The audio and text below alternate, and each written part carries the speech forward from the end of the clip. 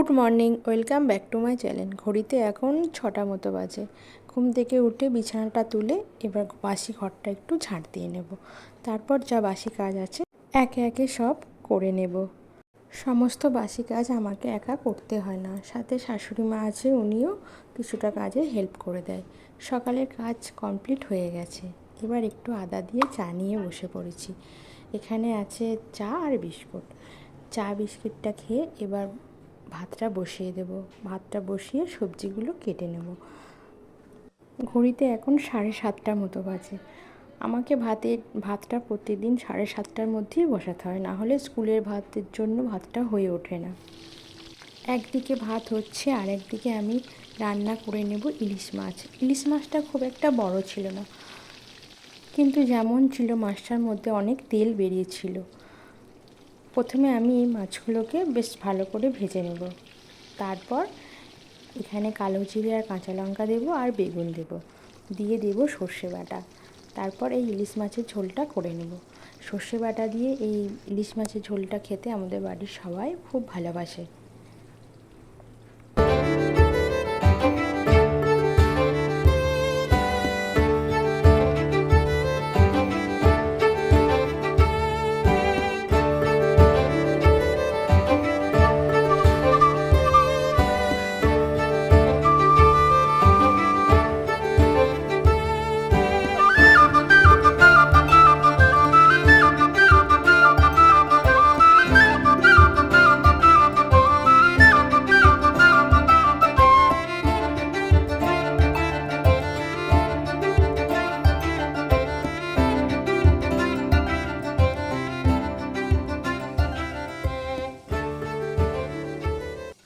মাছের ঝোলটা আমার হয়েই এসেছে।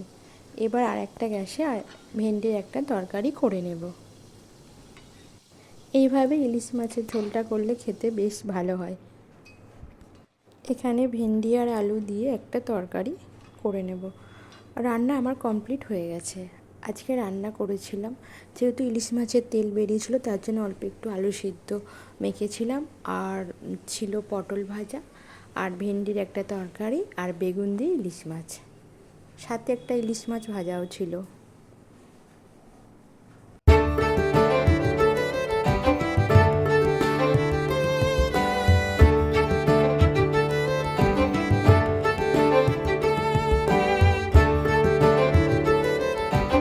দুপুরে খাবার পর কিছুটা রেস্ট নিয়ে বিকালের দিকে ঘরে ছিল কতগুলো ভুট্টা। এগুলো ছাড়িয়ে একটু উনুনে পুড়িয়ে এর মধ্যে বিট নুন আর লেবু দিয়ে খাওয়া হবে। আমার মেয়ে এগুলো খেতে খুবই ভালোবাসে। ভুট্টাগুলো ছিল খুব কচি, মানে দানাগুলো খুব নরম। বাইরের থেকে ভুট্টা না কিনে বাড়িতে কিনে এনে পোড়ালে একটু দামটাও কম হয়, জিনিসটা একটু বেশিও পাওয়া যায়। ভুট্টাগুলো আমাকে আর পোড়াতে হয়নি, আমার মেয়ে নিজে ভুট্টায় তেল মাখিয়ে উনুনে পুড়িয়ে লেবু নুন মাখিয়ে সবাইকে দিয়েছিল।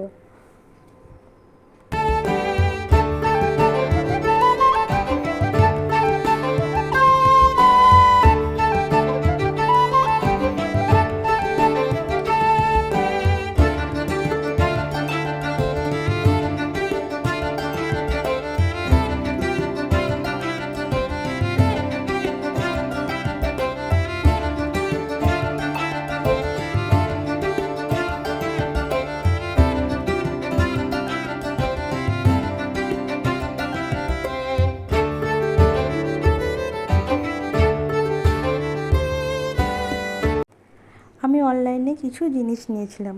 দুটো প্যাকেট অর্ডার হয়েছিল। একটা প্যাকেটের মধ্যে ছিল দুটো কুর্তি ছিল, একটা প্যান্ট আর একটা ওড়না ছিল। এটা বেশ ভালো এসেছিল।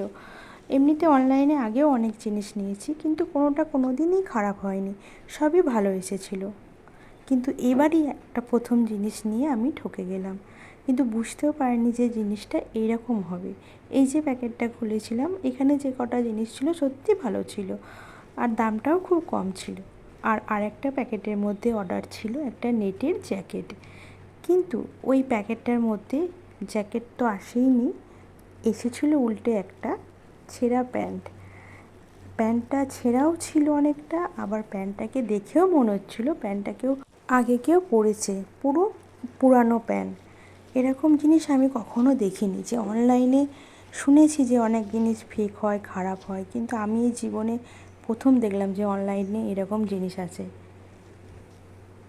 এই প্যান্টটা এসেছে ঠিক আছে, কিন্তু প্যান্টটা তো একেতে পুরানো, তার ওপর আবার ছেঁড়া, অর্ধেকটা পুরো ছেঁড়া প্যান্টটা। এই প্রথম ঠকে গিয়ে আর মনে হবে না যে অনলাইনে আর কোনো জিনিস নেই, মনে হয় সবই এবার ভুলই আসবে।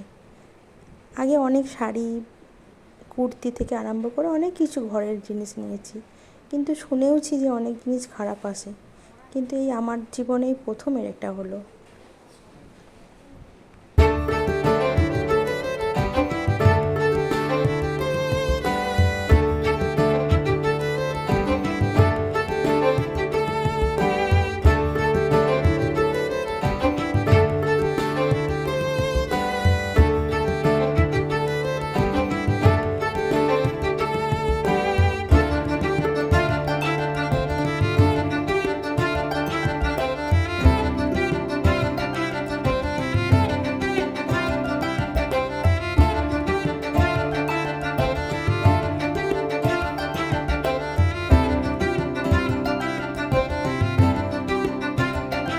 এই প্যাকেটে জামা, প্যান্ট, ওড়না সবই খুবই ভালো ছিল, আর আগের প্যাকেটটা খারাপ ছিল।